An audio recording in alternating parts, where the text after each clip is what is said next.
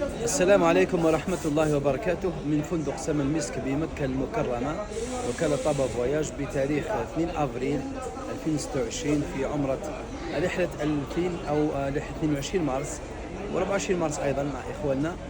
فريق من المرشدين والأئمة راهم إن شاء الله في خدمة المعتمرين، رانا نتلاقاو بهم، رانا نوجهوا فيهم توجيهات يعني دينية ودنيوية، يعني اللي توجيهات وفتاوى وأسئلة رانا نجاوبوا فيه.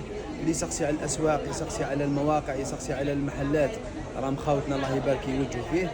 عندنا كذلك طبيب، وعندنا المرشدات راهم يطوفوا على الغرف، يعني يتفقدوا كبار السن والمرضى، ويعني أصحاب الذين يحتاجون المتابعة الطبية.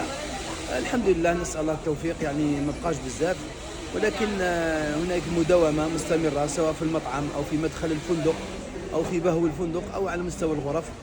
والحمد لله، نسأل الله لنا ولكم التوفيق والنجاح. السلام عليكم ورحمة الله وبركاته.